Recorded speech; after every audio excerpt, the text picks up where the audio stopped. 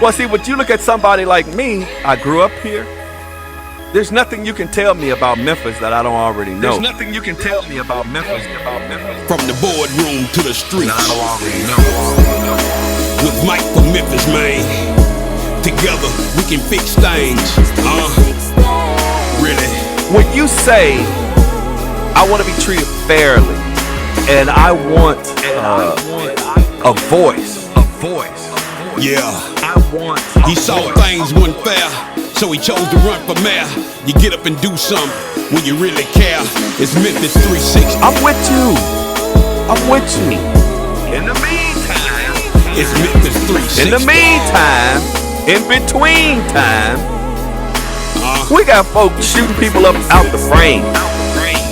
Ain't nobody said a word. We've become accustomed to people dying in this city. Yeah. It's Memphis 360. Turning the TV on and the news and see our loved ones and see young people that are out of control. And now you see, okay. We talk about incarceration. We talk about the youth. We talk about giving them the ability. We talk about investing in young people and investing in the community. See, I hate ignorance. I hate when people make decisions about things and they make statements and they haven't done their research. How can you fix the problem when you don't even know what the problem is? We need some help in this city. It's Memphis 360. See, I hate ignorance. It's Memphis 360. Man.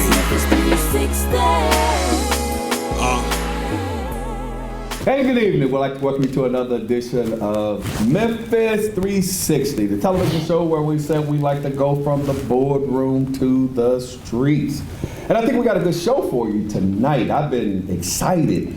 I've been anticipating this show because I get to have my friend, the sheriff of Shelby County, the entire Shelby County in the house tonight.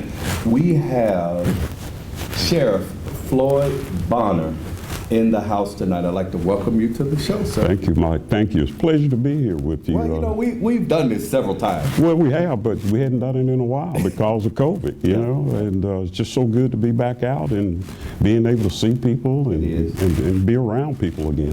It's like, you know, the world is opening back up, you know. Hopefully, let's cross our fingers, you know, we don't go backwards. But I'm hoping that this coronavirus is almost like the flu now. Right. You know what I mean? Right. Because they have these different variants coming out. Exactly. And but they're not as severe and they're not necessarily incapacitating individuals like the original variant. Right. So hopefully it's like that. But before I get into it with Sheriff Bonner, the number to call is 244-6874, 244-6874. We have Sheriff Floyd Bonner, the Shelby County Sheriff, in the house tonight on Memphis 360. But I want to do a little house cleaning. I want to thank Miss Lucille Catron, who is the owner, proprietor of the Old Daisy down on Beale Street. She did a wonderful event this weekend down on Beale Street at Handy Park. Had the Temprees down there, had Miss Tony Green, beautiful lady. You know, they were singing and dancing, had a lot of the Orange Mound dancers. I mean, I really did have a wonderful time down there celebrating the 54th anniversary of the assassination of Dr. Martin Luther King. And, you know, we should definitely participate in things like that. I know they had something going on at the Civil Rights Museum. You know, we can't forget where we came from. We can't forget the things that have happened, the things that have allowed Sheriff Bonner to be Sheriff Bonner, Mike Williams to be Mike Williams, whatever that is. And I am just so grateful myself for the opportunity and those that came before me that made those sacrifices so that we could pursue the American dream and to live quality lives just as anybody else in the United States. And I also want to say that there is no other country like the United States. This is my country. I've traveled all over the world, and there is no country like the United States. So this is great and wonderful. So I want to thank her. The other thing I wanted to talk about really, really quick, we as General Sessions, Criminal Court, the District Attorney's Office, we're doing all of these expungement clinics, and people are just going through so much. We had an individual that jumped off of the flyover at I-240, and my thing is this: you never know what people are going through. I had to stop and think. I said, well, what propels someone to actually take their own lives, number one. And the other thing is to actually jump from a bridge onto a highway. You have to feel as though you have, no other options. You have reached the end of the road and there's nothing else for you to do. My heart and my prayers go out to that family of that gentleman that actually felt as though he had no other way out. But I'm going to tell you, there are a lot of people out there suffering right now in that same way. They feel as though they may not have any options or anything to do. Be careful how you treat people. Be careful how you're dealing with their emotions and feelings because of all of this coronavirus that we were talking about, people being pent up, bottled up for 2 years and different things like that. It has affected people, and not only just physically, but also their socialization skills and their emotional skills and all of that other kind of stuff. So just be careful, even when you're dealing with people in the workplace or just out here in the public period. Just be mindful that you don't know what situation these individuals are coming out of or that they're dealing with. I had to get that off my mind. And one more thing is, I put a post up the other day, what about us? And I put the post up, what about us? Because as I was down there in Handy Park celebrating with Miss Lucille Catron and all of her people for that event, there are no bathrooms in the park. And I just couldn't understand, sir, how you have Handy Park on Beale Street, a public facility. They use my tax dollars to renovate that park, and you don't have any facilities. People are coming down on Beale Street, and I know for Miss Catron's event, you had elderly people, you had handicapped people, you had tourists that were stopping in, you had individuals like me. I am 61 years old and my bladder ain't what it used to be. I'm just sorry. And I have to use the bathroom. So as I'm attempting to use the bathroom, the bathrooms that were there, they've converted those into storage rooms. I get it, y'all. I really truly do. I think they did it because of all of the things that were going on Beale Street, all of the young people down there creating all kinds of havoc, and they didn't want to have bathrooms and all of that. But at the same time, I say, what about us? What about us hard-working taxpayers? What about us individuals that are just out here trying to have a good time? What about those tourists that are coming into the city of Memphis, and the only place that you have to go to the bathroom is actually in one of the clubs or something like that? And then some of the clubs are charging people to come in because they got signs up there for patrons only, So I got a little upset. I'm going to tell you, people. I got a little upset. I got a little upset because as I think about it, and they were doing the renovations of the park, it's kind of like you make it also almost to whereas it's inconvenient for elderly citizens or those with disabilities or handicapped citizens to come and enjoy that facility where you're having concerts and different things like that. And the other thing that really upset me is we have politicians in the city that have fiduciary responsibility for my tax dollars. I'm just talking about Mike Williams. It ain't got nothing to do with Sheriff Bonner. This is Mike Williams, that have fiduciary responsibility for my tax dollars. And I thought it was to enhance and increase the quality of life for me, my safety, my quality of life, and different things like that. And as I'm out there in the park, and I can go to Havana Mix because I know the owner, he gonna let me in. I can go to some of the clubs, they gonna let me in.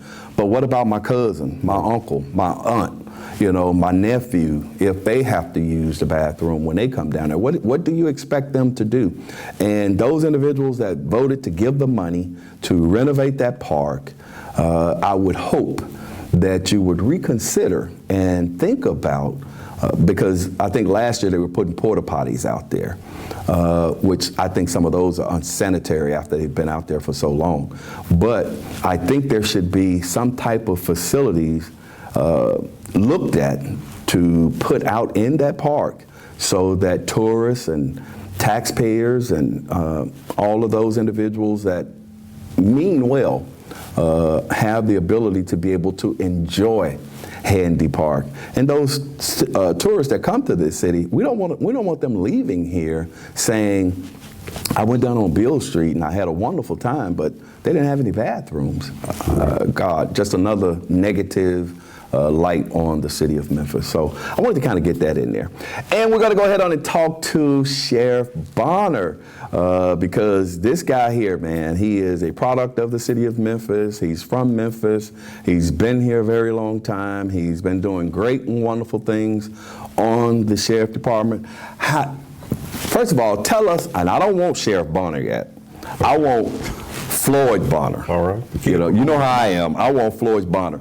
Tell us about Floyd Bonner. Who is Floyd Bonner? Where does he come from? And how did he get to the point to whereas he became a sheriff? Well, thank you for Mike. Floyd Bonner, born and raised in Memphis, Tennessee, product of Orange Mound. When I was born, my parents lived in Orange Mound. Eventually, we moved to Westwood in the early 70s. That's when you moved on up. Go ahead.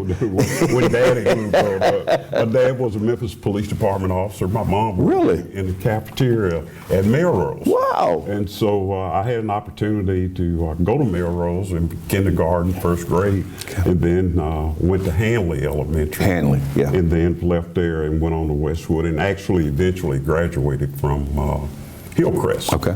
From Hillcrest. So just the oldest of 4 children, growing up in the house, grew up with a mother and father in the house. Dad, again, was a Memphis Police Department officer, but Mom was the disciplinarian. Mom was the one. Back in the day. Yeah. Mom was the one that if you got out of line, those were the consequences you were going to have to suffer with her. You know? So, but I had a great childhood, and I love my brothers and sisters, and we just grew up in the right way in church. Grew up in a little church over in Orange Mound, Mount Olive. Give him a shout out there on Pendleton, and grew up at that church. But went to University of Memphis, and then had an opportunity to join the sheriff's office in my early 20s. And Mike, it was funny because at the time I really didn't know what I wanted to do, and was talking to my dad one day, and he said, son, what are you going to do in life? And I was, Dad, I hadn't figured this thing out. I had a love for science, though. Oh, wow. I really love science. And so I kind of thought maybe something in science. He says, well, since you contemplate, why don't you try to get on the sheriff's office and give it a whirl? And being a junior, I really didn't want to follow in my dad's footsteps. I just didn't want to do that. Right. But when I came on the sheriff's office in 1980, in October of 1980, as a matter of fact, actually I started at the Penal Farm in August of 80, and then I got the job at sheriff's office in October of 80. Wow. So started the first 3 months in county government out at the Penal Farm, or now we know it as Correction Center, and came to the sheriff's office, and actually just kind of fell in love with the work. You know? Now, you say fall in love with the work, because my first 5 years on the sheriff's office, I worked in the old jail. Now I'm really dating myself, but started off in the old jail. But I learned so much working in the jail, working around inmates, and I had a sergeant, I'll never forget him, Sam Allen, who really groomed us and really mentored us while we were working in the jail on the midnight shift and telling us, what it would be like being out on the streets. And I remember Sergeant Allen telling us one night, and I never forgot it, he told us, he said, it's a whole lot easier to talk a man into a car than to fight him into a car.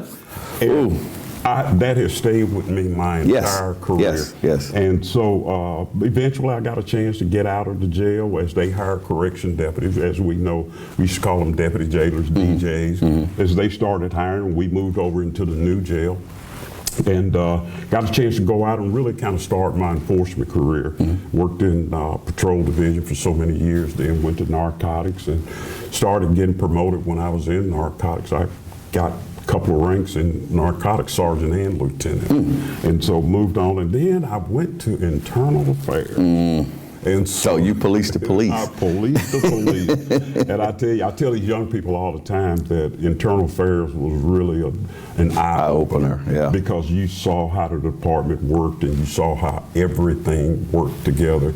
And you go into internal affairs, and at the end of the day, you want to be fair. You want to be fair to the citizens, you want to be fair to the officers. Right. And so you had to go into it with an open mind with every investigation. Right. And got promoted there, became the commander. Then I went out to substation, and I was out there, and I had traffic and motors, our reserve division, and then I got promoted again, and then I was over the entire substation with patrol division. And as Bill Odom won his first term as sheriff, he actually appointed me to assistant chief. Right. And again, I stayed out at the substation. I had everything in Arlington, and did that for a few years. Then I went downtown to courts, and as Sheriff Odom was getting ready to retire, things happened in the department, and I had an opportunity to become the chief deputy. And so kind of thought that was going to maybe kind of sort of be the end of my career. I was hoping it wouldn't.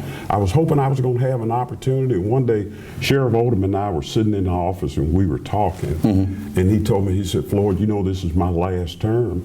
He said, why don't you run for sheriff? And he said, I'll endorse you. I'll come out and publicly endorse you. Wow, that's big. And that was huge. That was big. Now, if you want to talk about Republicans and Democrats and all right. I mean, for him to step out there and have that faith and confidence in me. Now, obviously, I was the number 2 guy doing, running the day-to-day operations, but still, this is Memphis, Tennessee. Yes, it is. And, everybody talked about it too. Right. Come on now. Right. Let's keep it real. Right. Even me on the outside as the president of the Police Association then, that was the big talk, that the Republicans were actually going to come out and support because,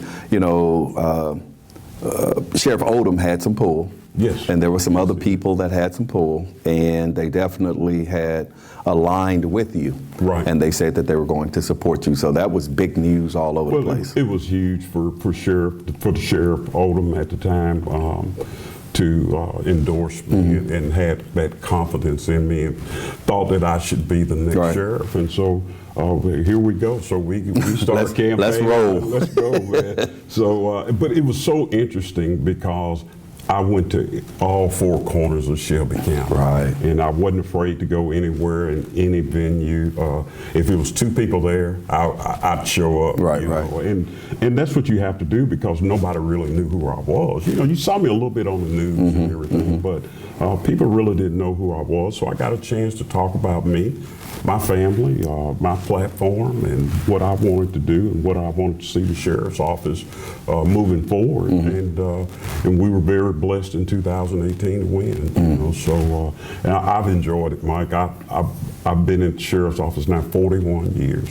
I was going to hit that because you said 1980, right. And I was like, wow, I was 20 years old myself at that particular time. I was a young hucklebuck running around in the Army, but that kind of hit home for me as well because, as you know, my son's on the police department, and he's a second. He's not a junior, but he's Michael the second. So he should have came over to us, so he wouldn't have to walk in your legacy. See? And you better believe I was talking to him last night, and he was like, "Dad, somebody walked up to me and they started talking about the old days." And and how you such and such and such and such, you know. But I will tell you, he's making his own mark out there, you know, and I'm so proud of him, you know. You know, my dad was an administrative assistant sheriff Barksdale in the early 80s. Okay. And I can truly say this from the bottom of my heart, I never asked my dad for a favor. Right. Never asked him for anything.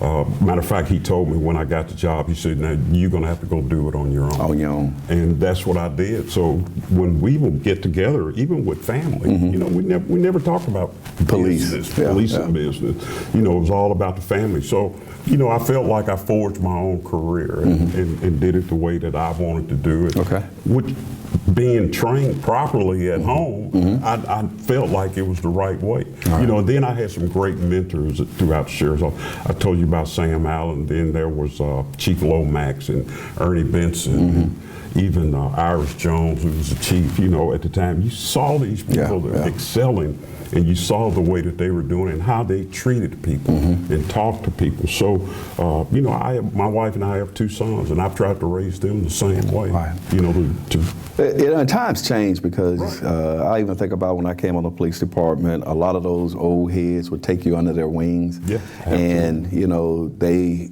directed and guided you. Right. You know what I mean?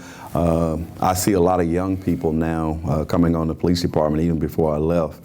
They came on knowing everything. Absolutely. You know, when I came on, you didn't know nothing. couldn't even touch the Man, light switch. wait a minute. Car, you know? Don't touch the siren. When do I get to turn the lights on? When do I get to talk on the radio? When I tell you can talk on the radio. Absolutely. When I feel you are ready to talk on the radio. You couldn't do anything. Wild. You know what I sit mean? over there in that Man, using the jump seat. Yeah, using the jump for a seat. You know while. what I mean? And the only thing you touched was a pen and a piece of paper. I know that. Well, because they've had you. And I remember them old FTOs, man. If something went out somewhere, and they would run over there so that you could get the experience, number one. And the other thing was you took care of all the paperwork on the scene. Everything. You know, you had the old heads kind of standing back. You know, I had already kind of knew what they were doing because I came on as a seasoned individual. When I came on the department, I was 38, 39, something like that, 38. And I knew what they were doing because it's just like with anything. The more you do it, the better you get at it. You know what I mean? And we used to have, it used to be so funny because we used to have all of the police officers on the scene on the back of the squad car with a TCA book open, trying to figure out what charge it was because before the lieutenant got there, because lieutenants were different back then too. Before the lieutenant got there, you had to be able to tell him what the charge was, what you was going to do, how you was going to handle this. But all of that was development. Well, it's nothing like getting your accident report torn up in your face. Lord Jesus. I had this Lieutenant Porter, man, and God, Jesus Christ. And he walked around with this notebook and he had all these little sticky notes. And this dude would tear me up. You know, and people would look at me and I'd be like, well, okay, I'll go sit down somewhere, knock it out again. And he'd look at it again and go, nope. And knock it out again, he'd do it again. But I tell people when he was finished with me, couldn't nobody touch me. You were finished. Like, couldn't nobody touch me because he done took me down through there because a lot of people don't understand, a lot of young officers, your paperwork has to stand up in court. It has to stand on its own. It's exactly. And you want that to represent you in a way that is going to be professional so that when you get on that stand, that, you know, it has a life of its own. So and it's nothing like sitting in federal court.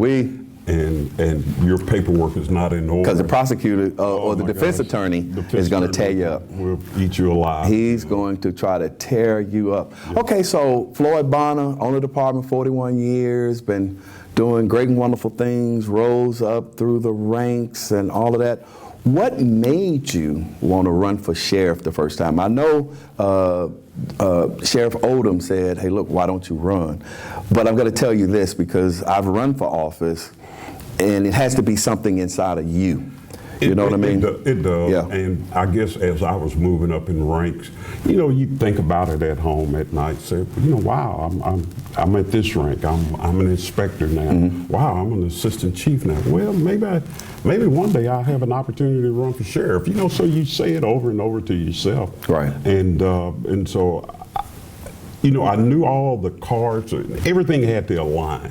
And so when I was promoted to chief deputy, that's when I really started thinking about it. Wow. And I said, you know what, this might be really a golden opportunity for me now.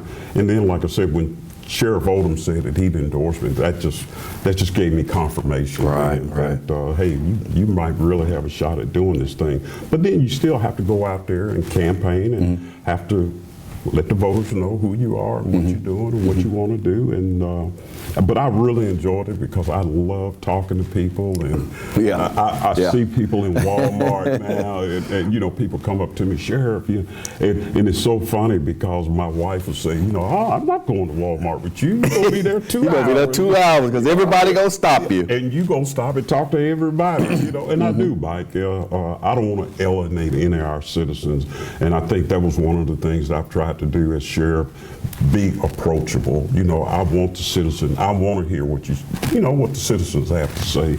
And sometimes it's not always what you want to hear. Yes. But because they're going to give you the good, the bad, and the ugly. Yeah, absolutely. Yeah. But to make you a better person, to make our agency better, you have to listen to those kind of things. And then you help where you can. And then sometimes people just want to talk. Yeah. They just want to tell you how they feel. And that's okay too. And that's the thing. I think people want access. Yeah. If they elected you, they may be Miss Nellie from Nutbush, right. And she casted her vote for you. And, she don't want it to feel as though she casted her vote and you are unapproachable. Right. You know what I mean? Because you serve her. So if you had to tell these young officers, before we move on to the sheriff, all of that, if you had to tell these young officers, give them some advice in being a young deputy sheriff and trying to maintain and nurture a career on the sheriff department or in law enforcement as a whole, what would you tell them? Well, first of all, you've got to go into this business for the right reason. Okay. You got to have that servant heart. You got to want to help people and do the right thing. And that's more importantly, doing the right thing, treating people with respect. I tell the young people, our young officers, that I want you to talk to them, a citizen, as if it was your mother, your sister or brother, or somebody out there. Sometimes, you do have to take people to jail, but it's a way to take people to jail. You don't have to, push, shove, bend arms, and put knees on necks and all of that. I mean, it's a way to do it. Right. It's like Sergeant Allen said, it's easier to talk him into the car instead of fighting. And I tell you, that has served me so well throughout my career, because I could tell you many, many times where, things were about to get physical, had gotten a little physical, and when you talk to, especially working in narcotics 13 and a half years, hey man, look, it's a cat and mouse game. Mouse won today. So, it's no reason to fuss, no reason to fight. We're not going to cuss, we're not going to call each other names and all of that, And Mike, whenever I walked up to a car when I was out in Patrol Division, I always started off with, yes ma'am, yes sir. Exactly. Always, Exactly. Always. Now, if you didn't let me talk to you like that, and you didn't understand that, then I had to go where you took me. I had to revert back to Orange-bound and Westwood, and so to get your attention. But I never talked to anybody like that, and that's what you try to impress upon young officers. What you give, you receive. So a lot of times now, especially with our young people now, they're so different than when you and I were coming along. But times are different. Times are different, and but most of the time when you treat these guys and girls with respect, men and women with respect, most of the time you're gonna get it. But in our business, or this business of law enforcement, you don't always meet people on the best terms. Yes. They're in crises or something bad has happened to them. Nobody ever calls you and say, hey officer, I just want to give you a bottle of water today. It's never like They that. used to. Well, they used to, but nowadays, They used to. It's not very many times that will happen when you get a call. But again, if you go into it with the right attitude and that servant heart, you're going to be fine. Now, the number to call is 244-6874, 244-6874, area code 901. We have Sheriff Floyd Bonner in the house. He is the sheriff of Shelby County here in Shelby County. The biggest city is Memphis, Tennessee. But we have him in the studio. And so many people are asking me so many questions. And I asked him when he came in the studio, what's off limits? I'm going to tell y'all, I asked him what's off limits. Because I had a lot of police officers that, you know, had questions and different things like that. The reason I'm going through the line of questioning that I'm going through now, sir, is because I want people to know you as a person. Okay. You know, I want, you know, because you get the law enforcement stuff all the time out in the community. And I want individuals to know Floyd Bonner because, you know, they see you on the big stage, they see you. You know, I got you on my page. You got on your uniform with all your bells and whistles and your buttons and medals and all of that. Robert Jameson said that he's wishing you the very best on all of your future endeavors. Thank you. He's Robert. all the way from California. But Robert is actually a Memphian. Okay. Yeah, he's a Memphian, but he's in California right now. He said chiming in from Los Angeles. Wow. The number to call is 244-6874. All those questions y'all have for me, I told y'all, call in, ask him yourself. You know what I mean? You can ask him whatever it is you want to ask him, and if he's at liberty to answer, then I'm sure that he will and has no problem with that. But, you know, none of them dumb questions and none of that craziness, not today, because we want to get to know Floyd Bonner as he arose to the position of sheriff of Shelby County, because I like for the voters to be informed. Don't just know the individual from seeing them on news clips, because a lot of people used to get me confused, and I used to have to tell them, you know, I'm not that guy you see on the news clips all the time. Don't get me wrong. You have to have a professional persona and you have to have a personal persona, you know, and I'm learning more and more in life. My private life means more to me because that's where my family is. You know, like you talk about your wife, you know, me and my wife will be out to dinner and people will walk up, hey, Mr. Williams, you know, and I'm sitting here looking, hey, you know, because I'm trying to be very cordial, and my wife be like, Jesus, we can't go to dinner. Jesus, we can't go to the movie. Jesus, we can't. And I said, baby, this is what comes along with it. You know what I mean? You cannot, you know, expect to be in a position such as yours. And, you know, we were talking about, you know, being approachable, because the citizens believe you belong to them. They elected you. You're there because they put you there. So therefore, you know, you can't, you know, snub your nose up at them because you're having dinner with your wife, you know, and that's why a lot of times I have so much fun when I go on vacation with my wife, because a lot of times I feel people don't know me. You know, I can actually dedicate that time. I got a funny story Come for on. you on that. Come on. Now, my wife and I will be married 40 years in August. Wow. 40 years. A few years ago, right after I won the election, and this was one of these bucket list trips. I remember y'all slid out of here. So we were going to go to Martha's Vineyard. I don't know why I wanted to go to Martha's Vineyard. There's nothing there really. I mean, you know, it's a nice place to go. But we went out on the far west end of Martha's Vineyard, going to some lobster tour or something. And so we're on a tour bus, Mike, on a dirt road. So I asked the guy that, it's probably 20 of us in this van, right? So I get out the van and I asked the guy, I said, where's the bathroom at? And he says, yeah, you got to go down that hill, walk through that field, see the trail there, walk down the field, and the bathroom right down there, that block brick building. So I get out of the van and I'm walking. And I hear this guy say, hey, Sheriff. And you know, Mike, I kept on walking because I said, not talking about me. I said, man, I'm in Martha's Vineyard. There's no way. And he goes, Sheriff Bonner. And I turned around and I looked, and I didn't know the guy, and he came up and he introduced himself. And I was talking, and my wife looked at me, she said, really? Yeah, you know, we can't go nowhere. We can't go nowhere. You, somebody knows you. It was really funny, but it was also very humbling. It is. It is very humbling. It is. And if we sat and we talked, and man, we took pictures Right, and right. everything. And my wife said, "I just cannot believe that we're on vacation in Martha's Vineyard." And then as we were walking through the town one night, I ran into a good friend of mine, Chuck Taylor, that works at the state. See that? He and his wife See were that? there. And it just shows you it's such a small world. And so about the only time that I can really kind of get away from it when I go to Atlanta to visit my sons. Both of my sons live in Atlanta, and that's where my 3 grandchildren are. They wives and everything.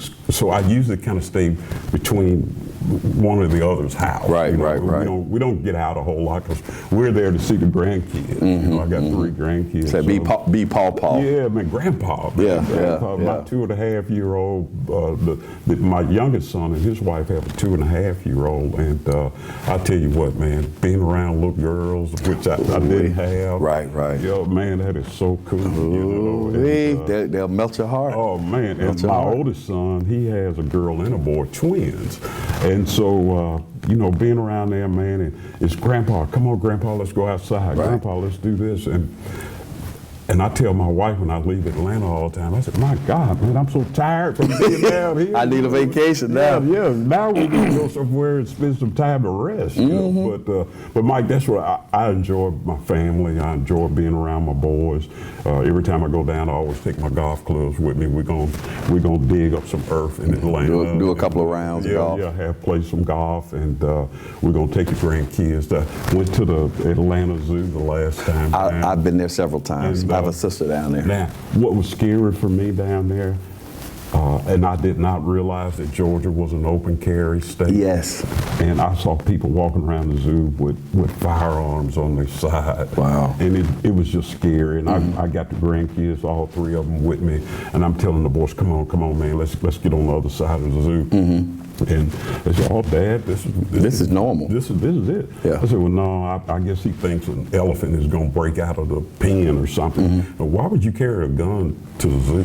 And you know, with all these children, you know, elderly people like me, you know, they're visiting with my grandkids, and It's like, are you expecting an open fire? Or something? yeah. I mean, you know, that kind of stuff. I don't know anything about you. You certainly don't look like a police officer or trained firearm instructor or yeah. anything. You know, so you know, we living in a brave new world. But I really love going down there and spending time with my sons and their wives and their grandkids. And, But you know, I'm starting to see that a lot here in the city of yes, Memphis you are. too. Yes, you are. I go into the corner stores and I see these guys with sweatsuits on, Yeah. and they got a gun stuck down in their side. You know, I go into some of these stores or restaurants. I'm in a restaurant, and you know, I see a guy come in, and they're not hiding them. You know, it's sticking out, and it makes me nervous. You know, because of all of the things that have been going on in the city of Memphis. You know, it makes me, you know, very leery, and I have to keep an eye on these people. What do you think about the open carry? Oh man, I've been just. I agree with the Second Amendment that everyone should have the right to own a firearm. Right. You know, if you can legally own a firearm. I don't have any issues with that. I don't have issues with the permit system. I thought we had a good permit system in the state of Tennessee. You go, you learn the law. Yeah. Then you had to shoot Yeah. to show that you were proficient. How many officers have you known over the course of your career that were dismissed out of recruit school because they couldn't shoot? Now, that very same officer now could say, okay, they put me out of the police academy, they put me out of the sheriff's academy, I'm going to still go buy me a gun. And I'm going to carry my gun with me. Now, if we can't shoot and we have to qualify twice a year, you know, yearly, twice a year, and if you can't shoot, the post commission takes your commission, say you can't be a police officer. Can't be a police officer, yeah. But now we let citizens carry guns, and nobody has to qualify. No, there are no consequences. A lot of times, citizens don't even know the law. Don't Exactly. even know that you have to be in fear of your life. You know, to use your if somebody firearm. breaking in my car, There you I'm go. going to shoot them. There you go. If Yeah. somebody's breaking, you know, not knowing that you cannot shoot somebody because of property. You know what I mean? Property. And Yeah. it's just scary what the point that we're getting to. So again, I asked Governor Lee, went to Nashville, talked to Governor Lee, not only me, the DA, the mayor of Memphis, Jim Strickland, we all went up there and sat at the table with Governor Lee and asked him and said, even if you want to give the citizens the right to carry a gun, let them carry guns. Give it to them free. If you don't want to charge them, give it to them free. Tennessee, the state of Tennessee at the time, I think, was only making $2 or $3 million a year on permits. Right. Okay, so if you want to wash that, that's okay. Right. But at least make them go get trained. And that's all I've ever said. If you want to go and carry a firearm, okay, but at least you ought to be trained. Right. Because some of the things that you've seen, would you carry your gun with a pair of sweatpants on? No. Number one, it's too accessible. Number two, it may slide down and fall out your whatevers. And the other thing is, I have issue a lot of times, especially when you're carrying like that, somebody can just walk up and grab it. Exactly. You know what I mean? And a lot of these people don't realize how vulnerable they're making themselves, because they think that they're protecting themselves, but at the same time they're putting themselves in jeopardy. Because you get some little young guy or girl who mean you no harm, mean you no good, you know, and you've provided them with the means to be able to possibly put you at risk. Well, and then you think about the situation, the tragic situation where life was lost out in Collierville. And you think about, okay, I'll go to that part later, but had someone been in that store with a firearm, because I get this all the time. Well, Sheriff, what do you think? Somebody, a citizen had a firearm in the Kroger's, maybe he could have stopped, you know, the homicide or other people getting hurt. I said, but what about those officers that's arriving on the scene? Wow. And they're trying to, and you know what the dispatcher is telling you, only what citizens are calling in, telling them. You know, they're basically repeating what citizens are telling them. So now here's a young rookie officer that shows up at the Kroger store. He doesn't know who's the good guy and the bad guy. And I even go back even further than that. An MPD officer who was a very good friend of mine, Rufus Gates. Yep. You know, and out at the football game. At the football game. Yep. And that was a tragedy. Yes. I mean, you know, and I felt bad for that young officer. Yeah. But those are the type of things that can happen when we don't have certain things in place to keep, tragedies from happening like that. And so I just think that if we're moving down a very slippery slope with these firearms now, we're about to legalize marijuana in the state of Tennessee. Come on! I want to smoke a blunt. I ain't the Pope. I ain't 12 no more. There you go. No, I'm just kidding. But then I'm gonna carry my gun with me too, because I'm gonna go down here. But they already doing it. They already doing it, Sheriff. But you think that if you're under the influence of anything, you're not supposed to carry a weapon. You're not supposed to carry a weapon because why? You don't make good decisions. Exactly. So now we're gonna add that into the pot. We're gonna let everybody carry a gun. All you got to do is go to the gun store and buy you one, and then all of a sudden now. And then some of these guns that I'm seeing, like we got Rod sitting over here, and this dude has like an arsenal. You know what I mean? He has an arsenal. But but really though, I go to some of these gun stores, and some of the things that I see, it's kind of like, why? Right. Why? Exactly. Why? Exactly. You know what I mean? Why are they even inventing stuff like this? What are they expecting? What are you gonna do with that? You know what I mean? Really, just give me a little 40 or 45 and about 3-4 clips, and I can take care of what I want to take care of. I've got a 22 rifle. I got a lake out in 22 out in Fayette County that I shoot beavers with. I have a beaver problem. Okay. And so man, and I used to hunt quite a bit. So I do own shotguns. I used to rabbit hunt, squirrel hunt, right, and everything. I get that part of it, but man, when you start getting into some of these things that we're seeing, it's like these Jesus Dracos Christ coming off the street. Right. I mean, these are these switches. They out here with these Oh, switches, now with turning the these switches. 9 mils into like little semi machine guns or what have you. You know what I mean? So what is your intent now? Okay. You know, because you're certainly not, to me, that's not for protection, Mm-hmm. because I guarantee you the people that are carrying these types of weapons, they're not going out practicing. They're Right. not trying to be proficient, you know, just to show my buddies. Mm-hmm. And then if something does happen, just happen out on the West Coast, you know, you get into, or we see it here in Memphis. Yes. You know, when coming out of COVID and people have beefs because of Facebook, what have you, and then all of a sudden it's set off, you know, and these guns are being shot rapidly. Yes. And so many people are getting killed and maimed. And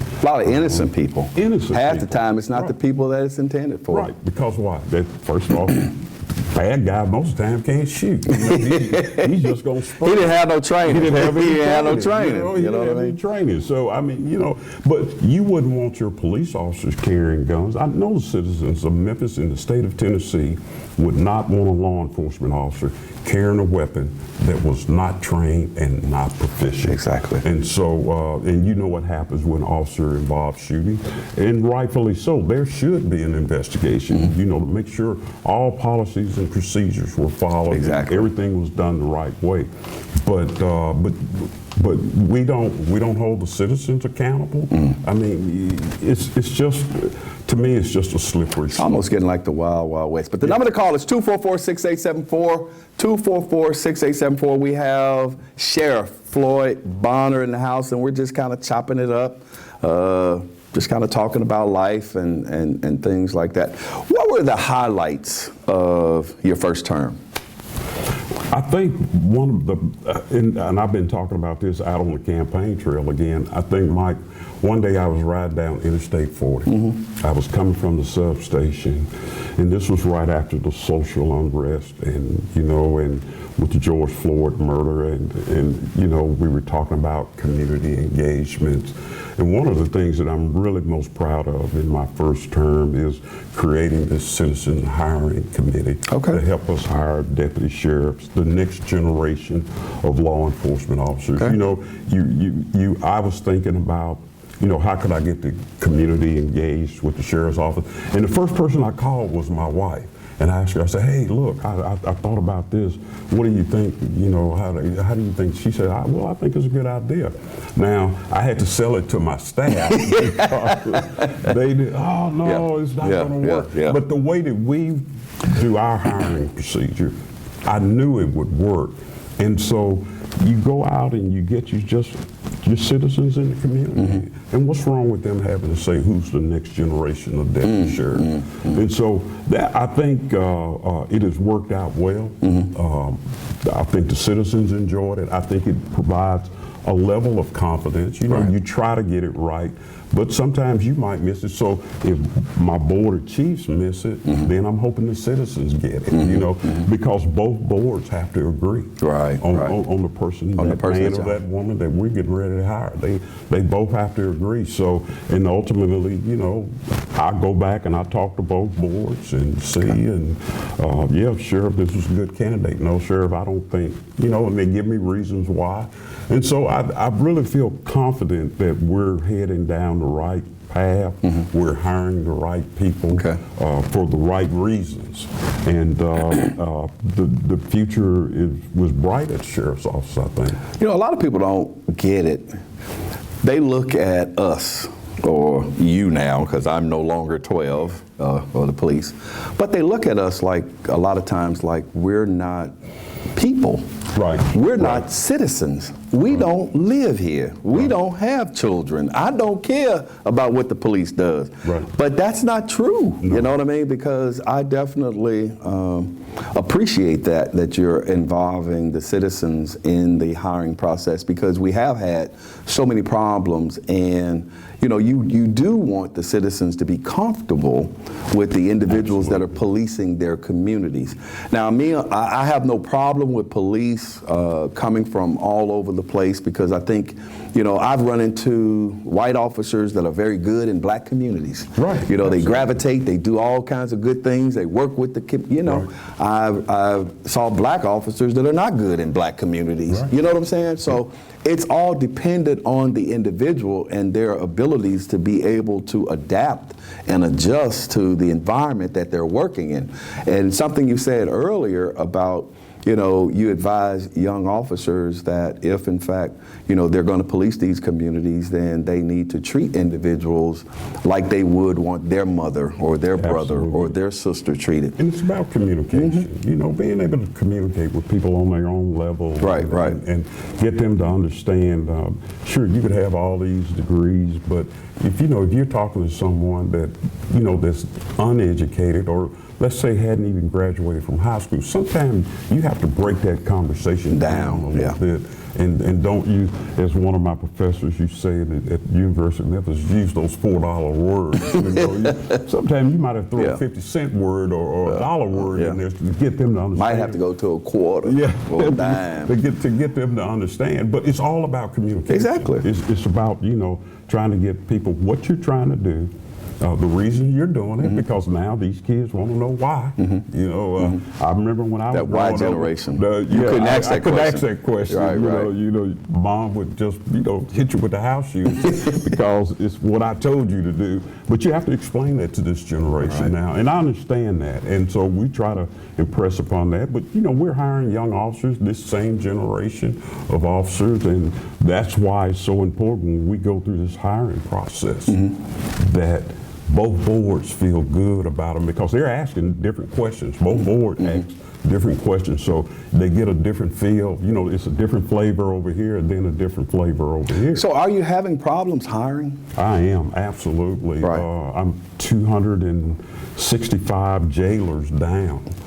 And Whoa. Yes, sir. 265? 265 jailers down. Looking, if there's any of your listeners out there that's looking for a job, I'll tell you, Shelby County Sheriff's Office, starting in corrections is a good place to start your law enforcement career because it really teaches you a lot of things when you're working with incarcerated people. But yeah, we're 200, we're about 60 or 65 down in law enforcement. Wow. So we're not as bad as some of our other counterparts here in town, Memphis, MPD. We're not as bad, but when you're short of people, you eventually will have a tired workforce. Right. Because even in the jail and corrections, our correction officers do such a fabulous job.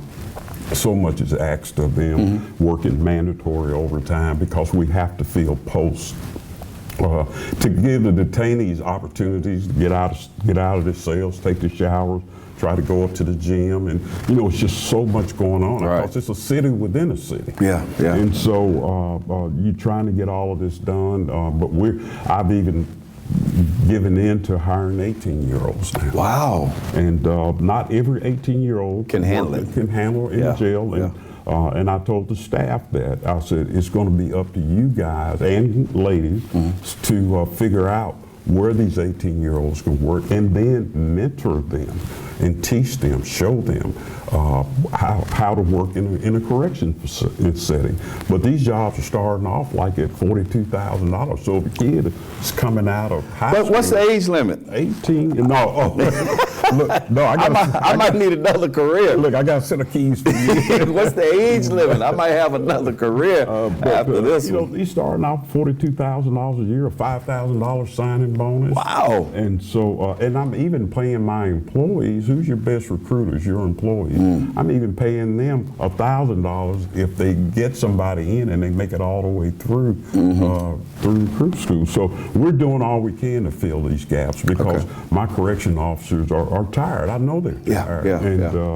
And because they like going, they have families, they want to go on vacation, and it's a task working inside a correction facility. Somebody said, great show, Mike and Sheriff. The sheriff is doing a great job, reelect sheriff, and I ain't, like I said, we're nonpartisan, all that, but nonpartisan. But it says, reelect Sheriff Floyd Bonner. More good news to come in the sheriff department. Well, very kind. Thank you, listening. Call in. And that wasn't my wife, right? No, it wasn't your wife, sir. It wasn't your wife. It was not your wife. Right. So, what do you attribute the increase in crime to around here? Wow. Being that you've been in law enforcement for 40 years, how do you see it? I think some of the things that we hit on earlier, Okay. Just a different time, different people, different type of people now. Mm-hmm. You know, we're so in one another's face now. You know, we think it's okay to say anything to anybody. You know, and I tell these young people now, you know, man, you got to find it in your heart to do the right thing. Wow. You know, it's not. You get that home training, whether you're in a mother-father situation or just a mother situation, because there are single moms that raise great kids, you know, so we can't just put it all off because it wasn't a man in their life. But men, I need you to have some ownership in this. I do need you. A little boy especially needs to hear some bass in a voice every now and then. Yeah. So whether if the father's not there, the uncle, the grandfather or something, you know, we're doing studies right now with the University of Memphis, talking to detainees about, you know, what happened? How did you get off track? What can we do to help you get on track? I've commissioned a study with the University of Memphis now and look forward to seeing the results of that. But just talking to our incarcerated young people, Mike, I was down in the jail at the book club. Okay, They got a book club in the jail? Book club in the jail. Okay. That and they're required to read a book.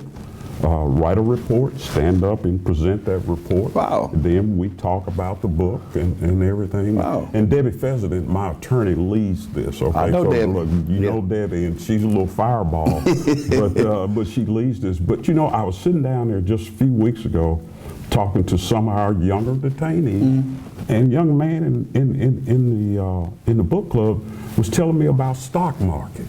And I was telling him, I said, you know, my youngest son is trying to get me to invest some money in Bitcoin.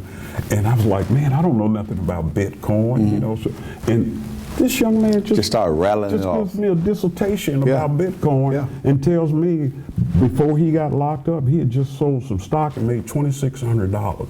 Wow. And I went like you, wow, what are you doing here? You know, if you got that much, you know, Mike, we got to find out. We got to figure it out. It's a lot of intelligent young people out there. Absolutely. It's always been a lot of intelligent people out there, but sometimes their environment, they become victims of their environment. Absolutely. You know, and getting in that criminal justice field, getting caught up in that system, it will eat a young person alive. You know, I try to tell these kids, man, you know, when you get caught up in that system, you see it every day, man. You got fees, you got clerk fees, you got the lawyer fees, you got just all kinds of fees. Even after you get yourself out of it, then you don't pay this fee, then there's a warrant for your arrest. Exactly. If you don't do this, there's a warrant for your arrest. This system will eat you alive. So the best thing to do now, especially coming out of the pandemic,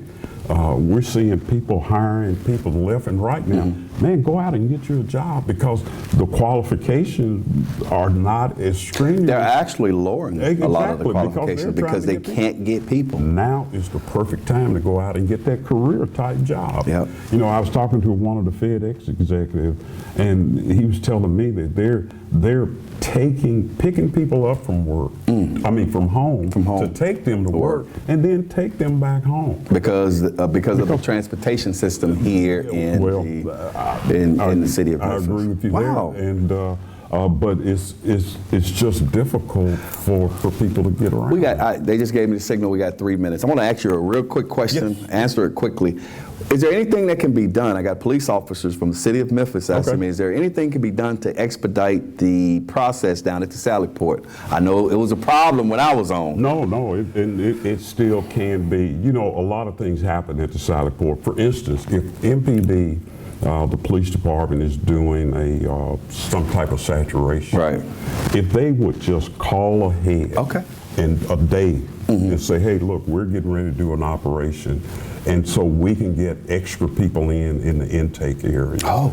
Then what a lot of MPD officers don't know is if we have a medical emergency in the jail, it's called a cold white, they shut everything down. Right. Nothing moves. Right. Okay, then you could also come to the Sally Port at the time when there's a count, when we're changing They shifts. shut everything They down. shut Nothing everything moves. down. Nothing moves. Right, and right, stuff. right. So unfortunately, those type of things can happen, but I know the last really big hiccup we had, I know MPD had an operation and we weren't notified. And it's not that we were trying to get involved, but it gives us an opportunity, again, being short of officers, to get some extra officers in to try to move it on. Because I know they're trying to get their paperwork done, they're trying to get off on time, and we certainly feel their pain. And when it's brought to my attention, I will call down to the jail personally see what's and going say, on. hey, what's going on? What's the holdup? Even if I'm coming to work or going to lunch or getting off and I see the cars lined up at 201, I want to know what's wrong, what's happening. And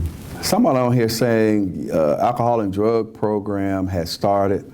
There are a lot of good programs that are freshly started in the jail system. So we are. Kudos. I've really tried to ramp that alcohol and drug program up. We hired some new counselors, and some of them are doing a phenomenal job. And but then that thing called COVID hit, and it stopped. Kind of stalled a lot of stuff. Yeah, stalled a lot of stuff with our volunteers and educating our juveniles. And I don't want to cut you off, Sheriff, but we only got about a minute or two. I know you're running for re-election. I am, yes. So go forward. Why should these people re-elect you? Well, first of all, thank you for the opportunity again, Mike, and thank the citizens of Memphis and Shelby County for electing me in 2018. Yes, I am running for re-election.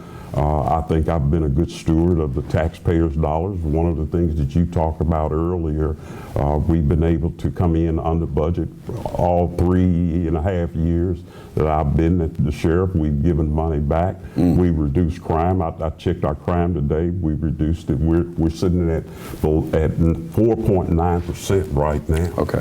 And all the programs, the innovative programs that I think that we're coming up with, we're getting ready to start a mental health CARES program, like with MPD, where we're going to have Memphis Alliance to come out and assist these officers with all of these traumatic issues and experiences. And so much is going on right now because mental health is such at the forefront right now. So there's still more work to do. There's still more things that I would like to accomplish. As the sheriff, again, COVID really kind of stopped me a little bit from some of the things that I wanted to do because we couldn't get it. But I'm really passionate about the work.